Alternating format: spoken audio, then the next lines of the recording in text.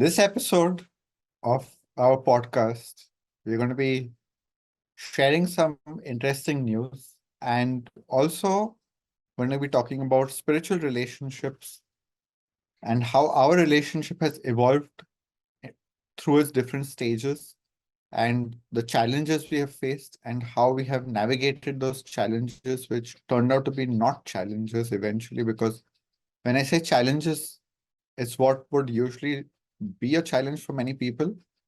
And what we realize is that because of all the inner work that we had done, because of our attitudes, because of the way we are as people, we are not usually people who get very attached, or even if we do get attached, we know how to detach very quickly. We realize that the same things that are challenges usually, which have also been challenges in the past, turned out to be very easy to navigate at this stage of our lives. So what we want to do is we want to present what we went through in our relationship to give people ideas to help them realize that the way a relationship and a breakup plays out can be very different from the cultural narrative or whatever you believe it is supposed to be. Separation is, in most people's minds, painful, horrible, full of suffering. And then there are a whole different set of people who go through separation in a very different way. And I did not know that this existed for a long time. I believed, the movies, I believed the cultural narratives, what you see on the media, and it was always this story of suffering. And I went through that in my past. And then I realized that it can be totally different.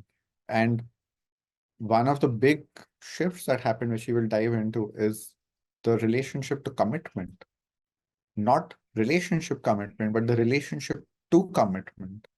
How our definition of commitment can become a prison in itself, and how to shift that, and what an evolved definition of commitment can look like so that it frees you. And I think a lot of people become commitment phobes, or they create this identity or this narrative that they will be single forever. And I was one of those people that, and it's like, oh, like I can't do relationships because of commitment. But when you realize that there can be a whole different definition of commitment, which other people are also going to match, because there are many people on this other side. That's one of the things I realized, that many people are living in this evolved mindset. And those people will find you and they will match you. And when the time comes, you will transition much more easily if that is what's meant to happen. That's what we're going to dive into in this episode with my ex-lover. No, no, we still love each other a lot. So it's not true. It's not ex-lover. The best description ever. So you're not an ex-lover. So what are you? We do love each other. We still live together. For the time being. For the time being. So what are we? We are a we are family. twiblings. We are twiblings. We are a family. We are just not romantically in a relationship. Or that dynamic has shifted. We're a family. And that's a very multifaceted introduction to the topic. And the one thing that immediately came to my mind was that I definitely wasn't always so fast and so easy with these transitions. And there was a time in my life, in my teens, in my early 20s, in my late 20s, when breakups were hard. And it's something that, like you said, a lot of people experience. Now, here's the thing, like, there are stories we tell ourselves when something like this is happening. And that is exactly what shifted for both of us, where those stories didn't have to be there anymore. And we both were figuring out how to move forward and how to evolve individually and as two individuals who love each other a lot, but from this very pure place, without stories, without attachments, without some kind of preconceptions of how it's supposed to be, and oh, but we have to make it work and stuff like that. But again, it wasn't always the case. And that is something that we need to give ourselves the time and space to learn from experiences and to learn from relationships and to learn from each other and to learn from people who are going through these kind of transitions in a different way than you are used to. And so just having this as an example might already give you an idea of how easy it can be and how beautiful it can be and what a beautiful transformative experience it can be in your life, that you will look back and be very impressed with yourself, and it will be like a mark in your timeline in your life where, like, oh wow, this happened and this is how we handled it and this is what came out of that and these are the lessons we learned from it. And it's such an incredible thing to have in your life, in your history, in your experience. So that's the one thing that I wanted to start with from my side. As you were talking, also what popped up for me is that many people even avoid breakups and separation because they want to avoid the drama and they will just keep dragging the relationship along. And now you're not bringing in that topic which I spoke about in the intro about the toxic definition of commitment. So when we started our relationship, 2 weeks into the relationship, we decided that, not decided, we had a deep spiritual experience where we got spiritually united, which was, in translating it into common terms, it's like, for us, that was the definition of a marriage. And so we were spiritually married to each other. And, the moment that happened, at least for me, what happened was that it was like, oh, it's marriage and it's a soul union. So that means it's forever. And it's a commitment that we are making forever. And we were both happy to make it. At least, like, would you agree? Like, that was also your definition that, yeah, we even spoke about. It's a forever commitment. 6 months down the line, we both started realizing that there's a so before everything started, the foundation of our relationship was friendship and love. Always, always. And on top of that got added romance. So when we were 6 months down the line, we started realizing that the romance has faded and there is no spark anymore. One of the reasons was that we were very similar to each other, and we'll get into that also in a bit.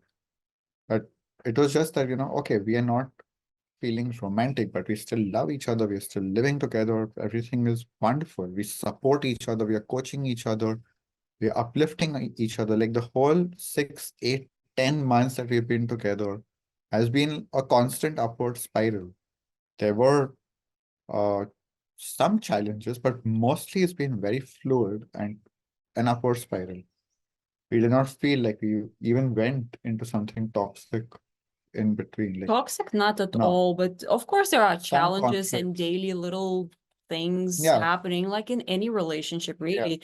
And any type of relationship also, whether that's siblings, whether that's friends, whether that's coworkers, whether that's romantic partners, it doesn't really matter. But those challenges were there, it's just that the way we were handling them was next level completely. I have never experienced anything like this before in my life, where it's so loving and so conscious and so compassionate and empathetic, and really giving each other the space to be themselves, the imperfectly perfect themselves.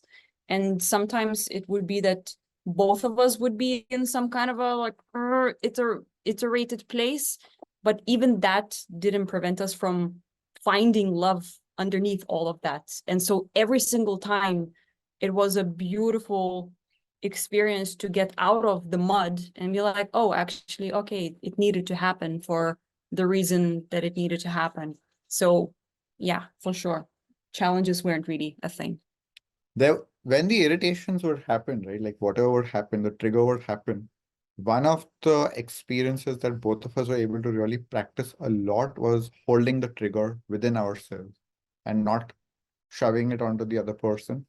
And if some throwback of the trigger would happen again, it's like it wouldn't get into this downward spiral where it becomes toxic. It's like maybe the trigger is thrown back and forth a few times at most, like maybe 10 minutes, 15 minutes, 30 minutes, I think was probably our longest annoyance. And even in that, it would just be like, okay, I need time to process this. And 30 minutes later, say, okay, it's been processed and it's reset to love and connection and communication. So openness, like that was the biggest thing. That is the biggest thing even today is like, we are practicing constantly to keep our hearts open in all our communication, our relationship, in understanding the other person where they are. That was new for both of us at that level, especially. Like, we've had some people who may have some experiences, but the level of intimacy that we reached with each other is so profound that even at that level to see like the the ugliest, or like, and when I say ugliest, it's like what's ugly to you, your ugliest perception of yourself when it is revealed to the other, and to just be held in that, it's so powerful. And even like, when we decided, first we realized that, okay, the romance is not here. And then it was like, oh, so that means that we are maybe transitioning the relationship.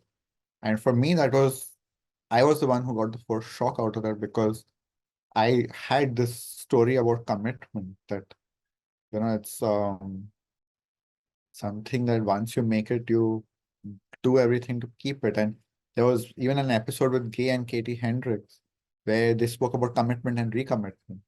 And what I had taken from that is that recommitment is also something you have to do. It was an obligation. It wasn't like a recommitment is a decision where you can actually also choose not to recommit and say, okay, it's time to change the commitment, or even drop the commitment altogether. So when I got that shock initially, um, one of the biggest triggers for me was my trust issues. And again, it was so different because this time it was very conscious that I'm having trust issues, and I could directly tell her that I feel like my trust has been broken and I cannot trust you again. And even to be able to express that, firstly, it was a challenge. It took me like an hour just to get to the place where I can say, because before that I was just like holding it back, crying a bit, and not being communicative, not attacking her in any way, or like, being aggressive. It was just like, okay, I'm feeling pain and I don't even know what it is. And when I know what it is, I can't even express it. And then eventually it was like, okay, here is where I'm at. I'm having trust issues. And the moment that comes to the light, it's like, oh, um, what is it really about? Is my story about trust? Is my story about commitment? Is where that is causing me to lose the trust, where she has not actually done anything wrong. She's not betrayed me. She's not abandoned me or rejected me. It's like we both are realizing that we are both not feeling romantic towards each other. We both are coming to that realization together. And still, like, my ego wants to spin the story that my trust has been broken, where even I am making the decision that, yeah, this is not really romantic anymore. It's working out very well in other ways, but not in this way. So the moment all of that was coming to the consciousness, it was like, okay, like, I can stick to the story that I cannot trust her in a long-term commitment. I cannot trust her in a lifelong, forever commitment. And you know what? I realized in that is I cannot trust myself. I am not a forever person. I'm not a never person and I'm not a forever person. I always keep that wiggle room. And I've spoken about that in many episodes before, especially in the context of relationships. It's like what shifted then was that I realized that trust is a whole different thing. And I can still trust her in so many things. And I can also trust her that she can and probably will change her mind. And so will I. And it just gave this freedom and the realization that I have, I am in that moment healing my trust issues just by realizing that if a person decides to change their mind, doesn't mean I can't trust them anymore. If a person said something at one point, including myself, to myself or to someone else, if in one moment I believed that I was going to do a certain thing, and then later I realized that I can't or don't want to do it, and I change my mind and I say, okay, I'm changing and I'm going to drop this commitment, this contract, whatever it is. It's okay. It's not the end of the world. And it doesn't make me an unreliable person. It doesn't make me an untrustworthy person. Nor does it do the same to others. It's just that when we mature, we realize that life is unpredictable. Things change, feelings change. Humans are constantly evolving. And if we live in that mindset, if we live in that reality that things are truly always changing and we don't get anchored into this rigidity of form of how things are supposed to be, and like the form has to always be intact and it cannot evolve and change its shape. That is where all the suffering begins. And because of all the work we have done on ourselves, we reach that place where we have been fluid throughout our relationship, supportive in many ways. And in that moment, it was like, okay, it's all that is happening is that the form is changing, it's evolving, not even sticking to a story that this is permanent. There is no forever and there is no never. And it's really like, let's just keep it fluid. Let's break out of all stories and see what we feel right now, where we are right now, and allow that with just acceptance and love, and realize that it is still very enjoyable, and let's just keep flowing. Mm. When it comes to commitment, for me, that experience when souls merged, it did feel like, okay, this is for a lifetime. And then later, like you said, down the line, I started realizing that that forever doesn't have to be forever in this lifetime, right now, in this dimension, in this reality that I live in. And at some point, I started realizing that even if I would have tried to force myself to stay in that lane, I would have trapped myself in the prison. And it would have started making me feel like I can't be myself. I can't be happy. Resentment would have started building up against myself, against you, against life in general. And that's when all of that stuff started sprinkling somehow. And I was like, huh, interesting. So how can I allow myself to be committed, but in a different way than we think we should be?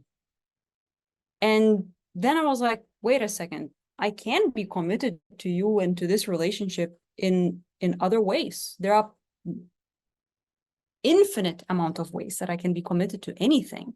So when I allowed myself to just desire something different or something to be different, when I allowed myself to clearly see that things are not working and they're not the way I want them to be, again, in this reality, in this timeline, in my body, in my lifetime right now, then all the possibilities, all the opportunities start opening up again. And when we had that conversation, the first reaction, like you said, was like, whoa, okay, well, trust issues, commitment, like all of these things started bubbling. But then when we really slowed down and started investigating, why is it bubbling so much? And does it really have to be that way? Then we both realized if we would have stayed in that reality the way it was, we both would have built up resentment against each other and life and everything else. And it was such a liberation and such a revelation to finally be like, oh, wow, we can really just choose and we can transform that commitment and trust in a completely different way. And I can love you in a different way. And I can love you fully now. And right after all of this happened, I was also sharing with you how I started really finally again loving you unconditionally, because in the romantic relationship, there started being some kind of conditions, and you're not doing this the way I would like it to be, and you're not doing that the way I wish it was. And all of that stuff started happening. And suddenly I started loving you unconditionally again. And that prison just dissolved. And it was such an amazing experience to have, to realize that you don't have to stay where you don't want to stay. You don't have to stay where you no longer belong. You don't have to keep on pushing and forcing something that is not meant to last. And that's the thing. We are committed. There was a commitment for 6 months, and it doesn't make us wrong in any way to change our minds. It doesn't make us any worse as human beings, any less kind, less loving, less accepted by society. At the end, it doesn't matter what society thinks, because it's your life, it's my life, it's your life, how you choose to live your life. It's not about putting on a mask that, well, now we're, happy family type of situation. No, there are challenges, and this is what we're going through. And we also had to face family, for example, reacting to these kind of, you know, shifts. And it's quite a challenge to deal with family, as you know. So it's really a matter of what rings true to you. And to me, that experience, even though it wasn't comfortable in the moment for as long as it lasted, hours, days, but it needed to happen because it was coming from deep within. And we both opened our hearts, and we were basically transparent and naked, being like, this is what's going on. This is what's happening inside of my heart, inside of my mind. This is what I want. This is what I don't want. This is what's working. This is what's not working. And this is where I am. Like, how do we deal with this? And that to me is conscious coupling and uncoupling, where it's not just my decision. It's playing with open cards and being like, this is what's happening. What do you think? Let's talk about this, instead of playing games and like manipulating somehow and all that stuff. No, it's, let's be adults. Let's be adults and talk as adults and really understand how it makes you feel. What's like, let's have a conversation that's flowing. And one of the things we had said at the beginning of our relationship when we did that episode, there's an ant on your name. Oh, that's how families live together. So when we had announced our relationship and when we were in the relationship, we had done several episodes where we were talking about how to be conscious, how to be in a conscious relationship, how to have a deeply loving, accepting, unconditional relationship where you can be extremely supported and supportive. And that is very easy in the early phases, in the beginning, when the love is there and the romance is there and the heart is open. When you're in the honeymoon phase, it's very easy to hold all of that. What happens is that this switch takes place and you go out of the honeymoon phase. And at that time, a lot of the triggers begin. And especially like now, let's fast forward. You may be in it for 6 months, you may be in it for 6 years, 60 years, whatever it is. When it comes to separation, there are two wounds specifically that get triggered, which is abandonment and rejection. And that can be related to commitment, that can be related to trust, like all kinds of things are associated with that. There are these two core wounds that will get triggered in people is abandonment and rejection. Even when both have decided together and both have realized together, it can still happen that inside you, the narrative is, I have been rejected, I have been abandoned, and what that means. And when you are in that wound, that is when the switch happens and all of this beauty and unconditional support and love disappear. And then the accusations begin and the manipulation begins and resentment is, like sky high. But that was again such a big and powerful experience to realize that even in that pain, which both of us were going through some amount of pain, obviously, because there was this belief, there was this story that was crashing, that the story that we are going to be a couple forever, we are going to live together forever, we're going to do this, we're going to do that. And more than anything, what happened is that the story collapsed. And for the mind, the story is a reality. And that reality is collapsing. And Certainty collapsed. the certainty collapse, that was a big thing also, was that there is the mind loves this certainty, and that is where all the attachment is. And if you have not done all the inner work to live in uncertainty, to live with change and transition, that is where the mind latches on very strongly to that story to try to keep it alive. And without realizing it, you start punishing your partner, you start punishing yourself, start torturing, suffering. And it's not love anymore. You go into this alternate reality where you may think that you're doing all of this for love or that is love. And it's just not love anymore.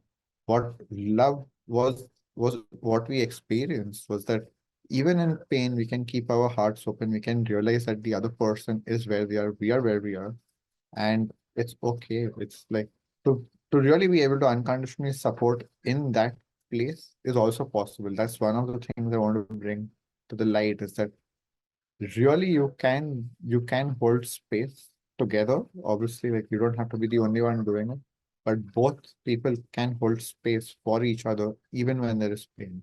That was one of the big challenges that we heard from some other people who were talking about conscious relating is that it's like when one gets triggered, the other can hold space. And when obviously both are not triggered, it's beautiful. The big challenge is when both get triggered at the same time. That is when the heat rises and the triggers are bouncing back and it goes into a downward spiral. So to realize that there is a way when both are triggered to still realize that the pain is only one part of me. I am bigger than this, and we are bigger than this. And let's both take care of this pain, move through this pain, and support each other in wherever each desires to go. Mm. It reminded me of accusations that I received from some people about my previous relationship when the relationship collapsed, and it was very painful for one day. Very, very painful. I was crying like a baby. I had super swollen eyes, and like I woke up in the morning all like, oh, it felt like truck ran over me or something. And yet a few hours later I was like, actually it feels great. I feel great. I feel free. I feel happy. I feel happy for what happened, the moments we had. I feel happy that the person is now going to continue living his life. I'm happy that I am free to create my life. And it's just, it wasn't meant to last, and it is what it is. And it's wonderful. And because I felt that way, I shared a video. I recorded a video and I shared it on social media, and I received so much hate and so much blame for how you are stone cold bitch, you don't have any emotions, how dare you moving on so fast. It's basically it's not allowed. It's not allowed to just move on fast. It's not allowed to be accepting of the situation. It's not okay to just live this way, to be fast and moving on and processing your emotions and not being attached to how your reality is supposed to unfold. And it's such a crazy world we live in. When I had that experience, I was like, what is happening? Why everybody wants to not just suffer themselves, but also blame others that they're not suffering? Not It's like, suffering enough. it's like let's have a pity party all together and And suffer all together. yeah, I'm guessing you were expecting that people will be excited to learn that there is a different way. Exactly. That was exactly the reason I was making the video. I was like, oh my God, this is so awesome. You can actually move on in 24 hours. Yeah. And then this like tsunami went over me. I was like, what's happening here?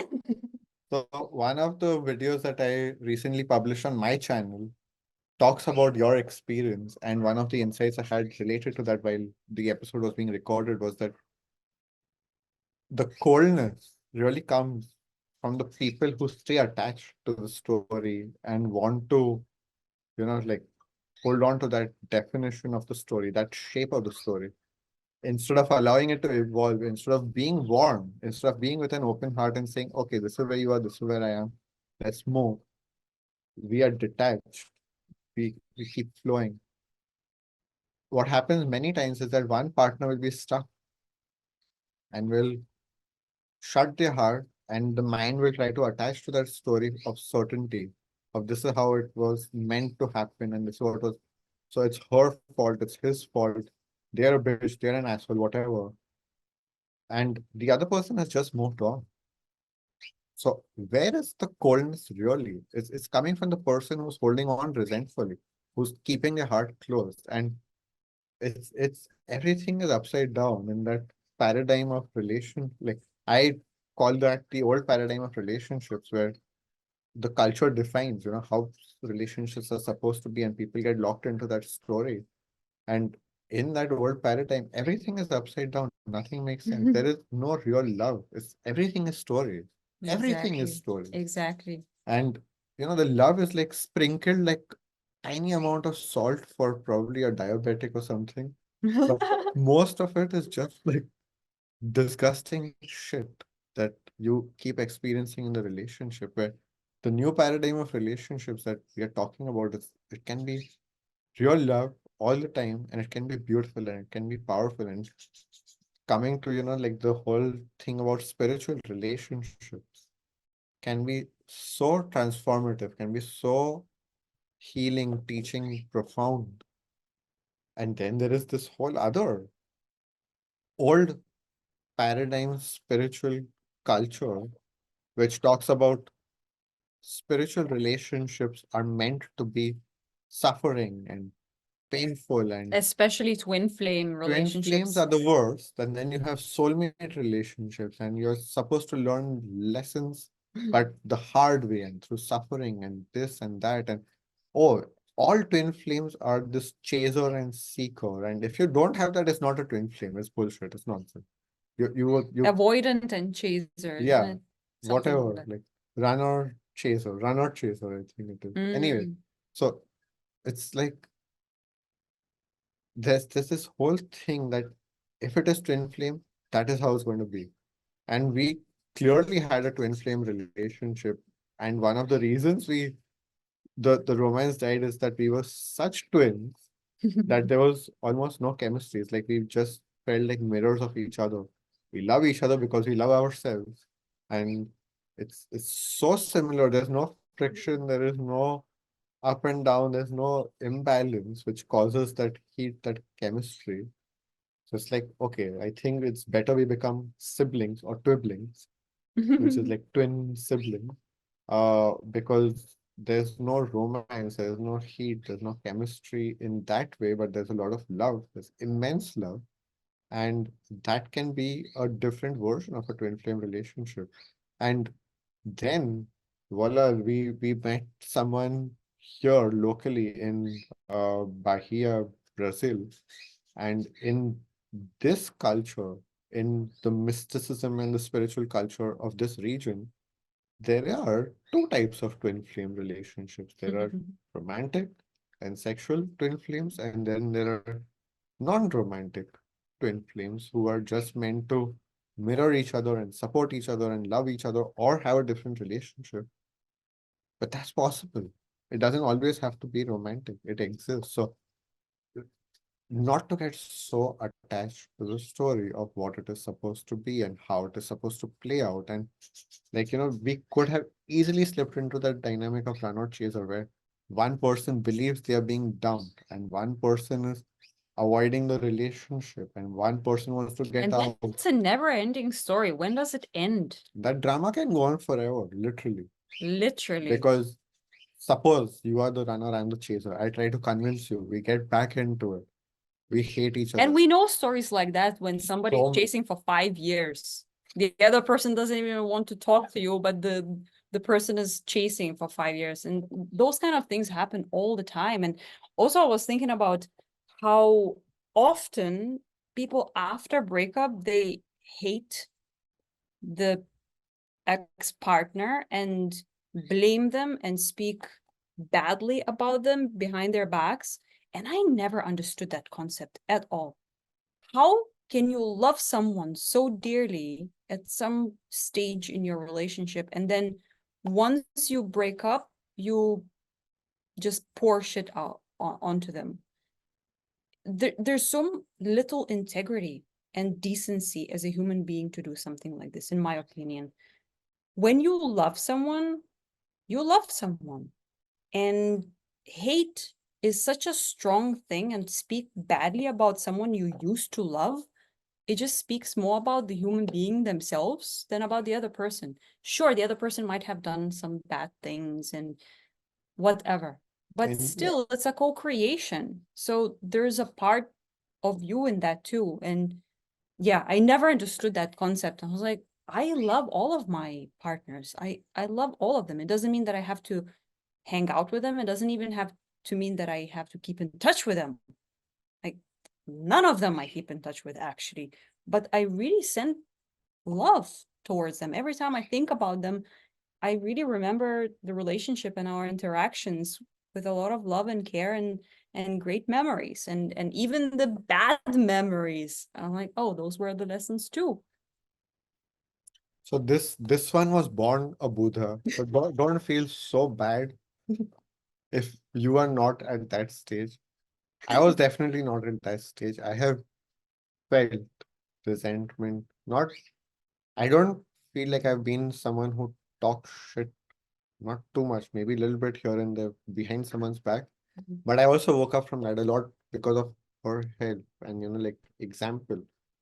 And what I would say is that use all of these as examples and inspiration and realize that anyone can get there because I worked my way to get to this stage. She was born like this in many aspects. She also experienced her darkness in some aspects, but in many aspects, I feel like she was born a Buddha. But you can work your way towards that basically by just having healthy examples in any scenario in life, right? Whether it comes to even making money, your relationship with money, your relationship with work, the way you create, the way you run a business, the way you have friends. Having healthy examples in your life changes everything. So the one of the biggest intentions of this video is just to put a, a healthy example out there of how people can relate to each other. And all you have to do is practice it. It's not, I can't do this, I'm not there yet. No one is really there yet until you actually do it. Like I said, we could have easily slipped into that dynamic of run or chaser where that temptation is there. Like I said, my ego wanted to hang on to the commitment. My ego wanted to believe that story of commitment until I said, no, I'm just going to drop it entirely. Like this. Immediately, I'm going to drop it. The only thing I experience is the pain of dropping it. That's it. And that is very quick. But if you get lost into the pain of that story, that can go on forever. It can go on forever. So this even applies retroactively to former relationships that you may be attached to, that you may be holding on to. That you can drop the story about anything that has happened in the past, or anything that you're going through, or anything that will happen, and keep realizing that it's only the story in your head that produces all of the suffering. All of the suffering. The main part of our breakup, we're still living together. Just to give you that example too, we still share a house, support each other, live like a family. Even that for us was like, really, we can actually transition into this. That is like few Now weeks. it's like roommates, we Yeah, have our own offices and rooms and do our but thing. I would say beyond like flatmates or roommates, because like Family, yeah. there's no I said family. connection many times. Yeah, it's really like a family. And like we a few weeks after the relationship changed, you're like, wow, this is unbelievable how great this is and how easily we transition. I That even said out loud that it was better than ever. To exactly. me, it was this almost shocking realization that it can even get better after a breakup. Mhm. What? How is that? How does that work? And just to complete that former point, that the main part of the breakup lasted for 24 hours, of which there was crying for half an hour. And the first day, like in the beginning of the 24 hours was that, okay, this is where we are. One day later, it was like, okay, it's done. That was it. That's why it took 24 hours. But actually, it took probably 1 hour or 2 hours where we both were like, okay, this is what it is. We are moving. Next day, it was just the acknowledgement that, yeah, we are both in sync. The story has moved on. We are flowing. Great. We just keep going. So it's really that easy when you learn to live without detachment or without attachment. Like when you learn to live with detachment or in a detached state, that doesn't mean you don't have deep connection. That doesn't mean you don't have deep love. We had extremely deep connection and love, and we still have it to this day. And it persevered through that whole separation because we did not lose the connection. Even through the separation or the transformation. I will stop using separation because it wasn't separation, the classic version of separation. Transition. Through that transition Mm. or that transformation, we kept our hearts open, we maintained the connection. And our relationship just changed labels, literally. That's all Mhm. that happened. And On the surface, yes, but on a deeper level, a lot of things changed, of course. It's just, it became more pure, I would say, from my side. I experienced it much more clear and clean without any expectations, without any. and what a gift it is to have this in our lives today, where we have at least one person. We have some more people, but at least one person we have that we know is always going to love us unconditionally and support us. Anytime And we that is what how I want to also circle back to what you said in the beginning, when trust was shaken in that experience. And now suddenly you know that you have that person no matter what. That person has your back no matter what, and vice versa. So how did that shift when you said it was a matter of trusting other people, but also a matter of trusting yourself? So how did it change for you? it's what I explained before, which I will recap now, that essentially what shifted was my association between commitment and trust. In that moment where the belief was that if she breaks a commitment or if I break a commitment, I'm not trustworthy. I cannot be, you cannot rely on me, you cannot trust me. The moment that shifted, it was obvious that this person is still very trustworthy. This person is still very reliable with a reality check for myself and you and anyone involved that no one is perfect and no one can actually be there 100% of the time. That person will do their best effort to support where they can, if they can. They will make that effort. That is the trust. That is the real trust, is that she and I will do what we can to support the other. If we, and in the way we think is the right way to support, because it can happen. It's almost rare now. It almost never happens, but it can happen. It can definitely happen with other people that someone slips into uh, a needy state, someone slips into a childish state where they believe that they need to be supported in a certain way and they ask for support in a certain way.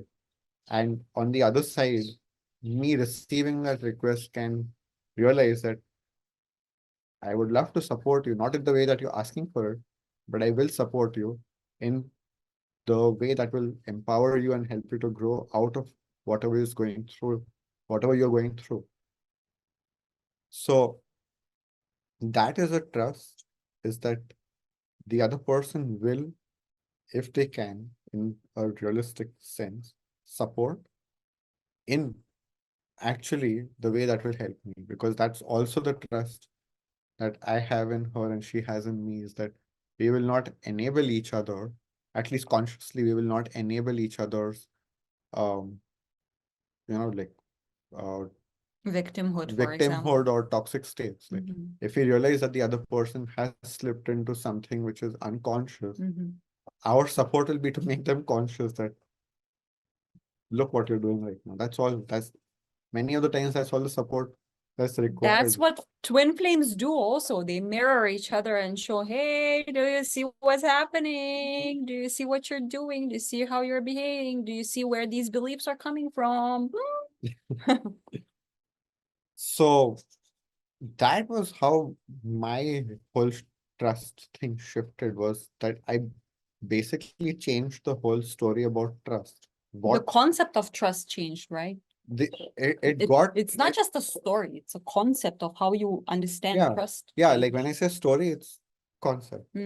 And essentially it was, like extracting entitlement from trust, which I believe it was definitely there in my past, and I believe many people have that.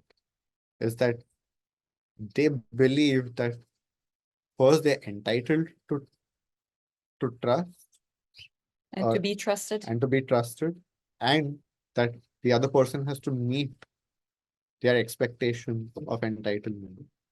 Oh, we are friends, so you must do this. You have to do this. This is how you should behave. Oh, fuck you. Who said any of that is true? So Where those obligations came from. exactly, like analyzing that, working through that. So the next time you have a trust issue, work on yourself and figure out what's really going on here. Where am I feeling entitled to this person behaving in a way that I expect them to behave?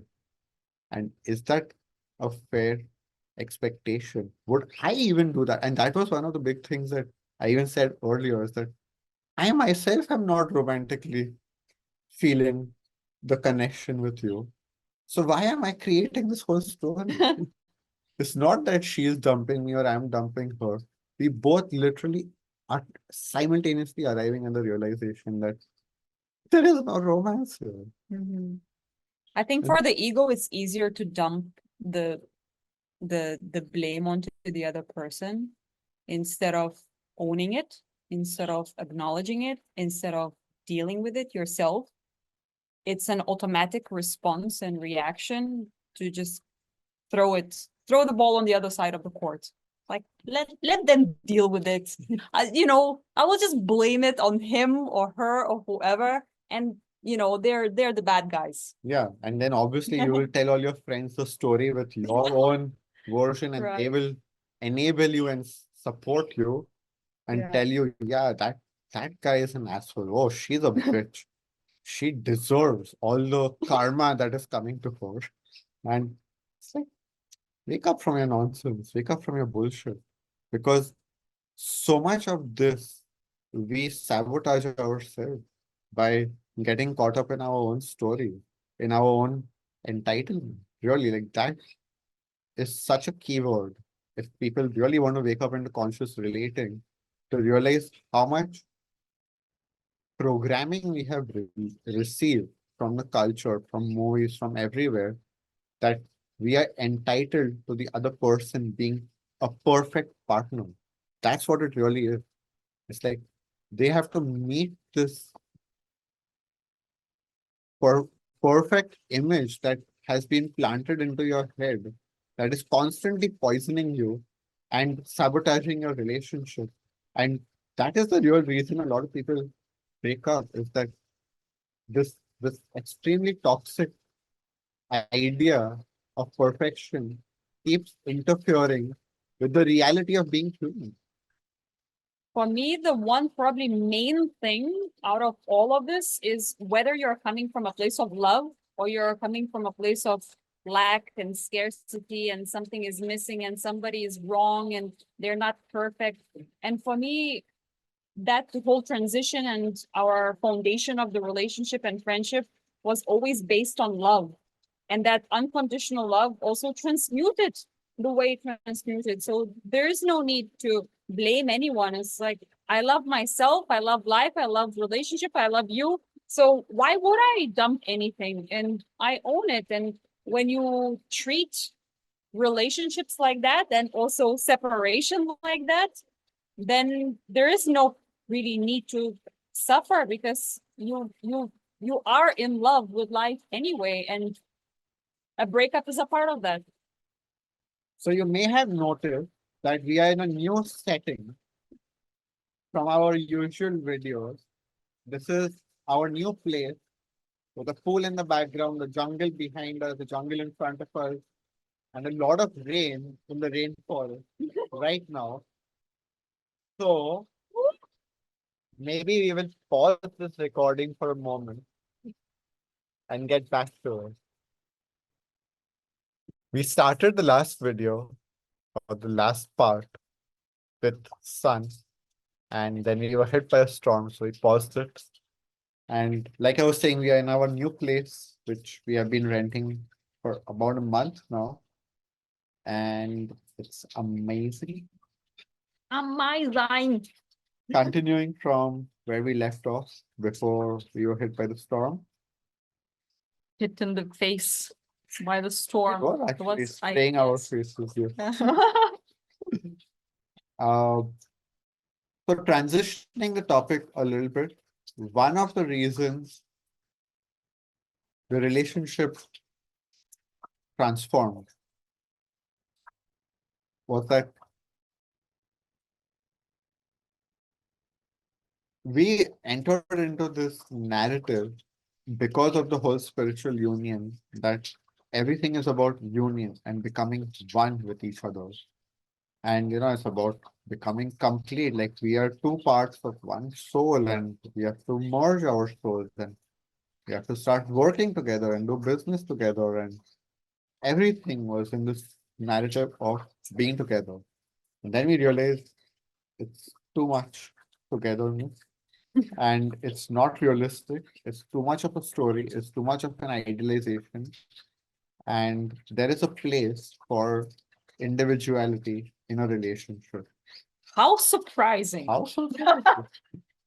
What there is the other end of the narrative where people are too individualistic, and then there are people who are in this toxic codependency. And I guess we would have headed in that direction if we just continued that way. Yeah, it would become toxic, where it would become codependency. But we started realizing that, okay, this is too much uh being together without boundaries. Like the boundaries had been dissolved too much. We were losing our individuality, and we were both, and now we are back to being people who are very strong personalities with a lot of need for space in our So let's inner world. illustrate it. You were a hermit living by yourself for a very long time, for years, Over a decade. over a decade. And well, you had some flatmates at some point in For a life. decade? No. For a decade, no. Okay. In my case, it was also about 5, 6 years that I lived by myself, and I was very, very used to it. And I even said several times that I can't imagine living with another human being because I need so much of my space. I just need my own little corner and do my own thing. Now, when we started living together, before even becoming romantic, we just became family with the 3 doggies and all of that, simply because it just happened somehow naturally.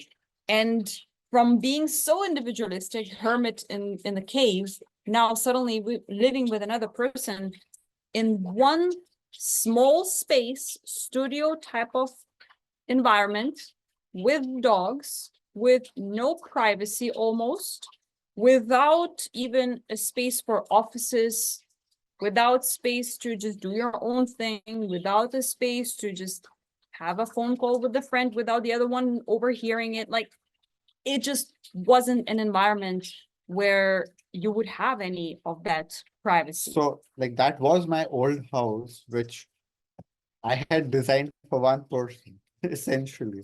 And then through circumstances, we started living together. And obviously, two people living in a house designed for one person doesn't work. And I had designed that house and a whole narrative in my head that first I had been single for 13 years. And then I had this narrative in my head that even if I get into a relationship, we get married, we will live in two separate houses. That is how individualistic I was, that I can't live with someone else, as she was explaining. So suddenly we're 24/7 together, literally, not even almost without exception. There were a few moments when I would go for an exercising session for an hour or 90 minutes. I think probably That was probably it. yeah. In the 9 months that we spent, or let's say 7 months we spent together, we probably spent less than 70 hours apart. Much less. Something like, yeah, less, for sure. Yeah. So all of that to say that we basically started melting into each other because of the situation and the environment, but also because it became our intention or this narrative that we want to melt into each other because that's what we experienced in that soul union. And that melting also translated into work, where oh my God, so now we can also work together because you're also doing coaching stuff and mentorship and consciousness development. And I'm also passionate about that. And I've been working with clients for 4 years plus. Oh my goodness. And we have so much greatness inside of us. So let's merge it all and do everything together even more. So not just to live together 24/7, but also working together. And so basically at one point it was just that little bit of individuality that was left in each of us. We would just say, okay, we need that back. We need to retain it, and let's break out of this narrative that can easily become toxic very soon.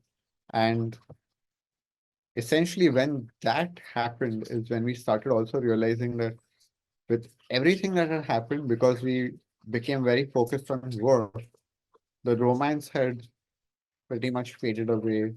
And we basically just realized that we need space. We need to individuate. We need to separate, and we need to transition the relationship into another format where we can both breathe, where we can both flourish. and continue supporting each other. And along with that, manifested this house where, while we went hunting for a new house, basically it became the criteria that we need our space. We need our own room. We need our own work area. We need plenty of space, an abundance of space. And it was again, coming from both of us, respected by both of us, and done in a healthy way. So it wasn't again, oh, you want space from me. So I will be resentful and I will try to again manipulate you into making you feel guilty for wanting space or this or that. No, it's like I realize it too. I realize that this is not working for me. And that's where, we really kept realizing that we are such twins. We are such mirrors of each other. What one feels, the other feels. Like, that was part of the melting into each other. That there was so much of mirroring that if I realize that I'm not feeling romantic, it's probably also she's feeling the same way. If I am feeling the need for space, she's probably feeling the same way. And the moment it would be voice, it would just be like, yeah, Oh, thank you for saying. oh, Like maybe I was holding back from saying it because I wanted to protect your feelings for a little bit. But and we would both do that to some extent, but then it would reach that limit where it would be like, it's not worth it. I don't need to protect her feelings. I cannot protect her feelings anymore because it's causing me too much pain and vice versa. So let's just speak it out. Let's talk and let's both realize that we are in the same place and acknowledge our needs and move on. a huge learning from all of this was that each relationship is a preparation for the next relationship, which maybe is the relationship that is going to last till the day you die, or maybe not. And yet, looking back, when I'm looking at our relationship and the relationships I had in the past, each and every one of those relationships had huge lessons for me to grow as an individual, as a human being, as a partner, so that I become a better version of myself, to become a match to the partner that I'm meant to meet in the future. And this relationship was no different because everything that happened had to happen. And it's also easy to slip into some regret or like, oh, I wish it didn't happen, or it didn't happen the way it happened, or I wish it didn't end the way it ended. I wish it didn't end at all. And why did I get into this? And all of these questions start coming up. But really, it happened because you needed to grow. It happened because it needed to happen for you to learn something that's changing your life, where you become a better version of yourself, where you become a more purified version of yourself, where you understand what's important to you and what's not important to you, where you understand your values, where you understand your priorities, where you understand how you relate to other people and who you are when you are alone, but also when you are with another person. So I wouldn't have been able to find all of these things about myself if we didn't live together, because I stayed and lived by myself for such a long time. Then I didn't really know who I am in a relationship. And suddenly, because of our relationship, I started realizing, oh, that's who I am in a relationship, and this is what I need in a relationship. And so I looked into those needs and said, okay, well, this is what I need. This is what my essence needs to flourish and really be happy and fulfilled in a beautiful, loving, conscious relationship. There are two things I want to add here. One is that lessons don't have to be the only reason. Like there is why am I saying this? Because I have seen this very toxic narrative in the old paradigm of spirituality that Earth is a school for learning and growing. And a lot of people just keep engaging in toxic situations because it's all about the growth I'm getting from this. But there's also so much love and joy and beauty experienced in the relationship.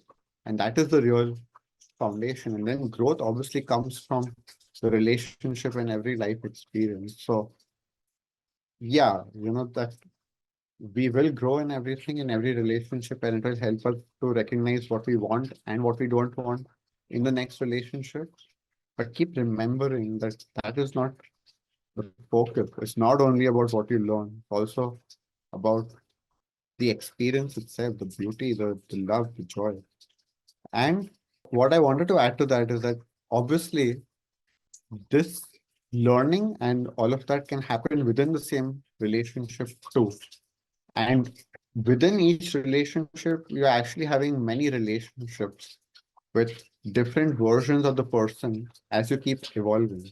Like we also experienced that just within 6 months, was that each month it would be like meeting a new person almost, because we have both grown so much, we have both evolved so much. So each relationship is packed with many relationships in between, and you can have all of those reconfigurations and lessons within one relationship. Like I know of a couple of couples who have like 20 plus year relationships where they keep, configuring and evolving and learning from each other. And so basically, like whether you see it as many relationships with different people or many relationships with different versions of the same person, that process essentially keeps happening. And you can keep bringing, like the lessons, the learnings, and these insights to the next version of the same relationship by stating your needs again and again. That when you recognize, okay, I need this now, expressing that to your partner without feeling like, oh, this is who they were, they will not get it. As you have grown, they have also probably grown, especially in spiritual relationships. If it's a healthy relationship, it happens that both are on an upward spiral. So as you have grown and realized your need and you express that, the other person is ready to meet you there. If they are that person who's meant to be with you forever or for the long run, they will keep meeting you with your new needs. It's important to realize that you don't need to stay stuck to an old identity of who they are. Keep shifting, and by you expressing your needs also gives them the opportunity to grow, to open their heart to you, to meet you where you are at, and whatever that brings for them too. So yeah, it's a great point that you brought, and just to add that it's possible within the same relationship too. Absolutely. So this video is officially announcement that he's single, because he Thank you, really honey. wanted people to know, women to know, that he is now available in the market. Thank you, honey. So yes, I'm single, she's single. I guess that's where we close it. We've captured a lot in this already. That's it for today. And if you have any questions, any comments, anything you want to learn about spiritual relationships, drop it in the comments and we'll get back to you. Thank you.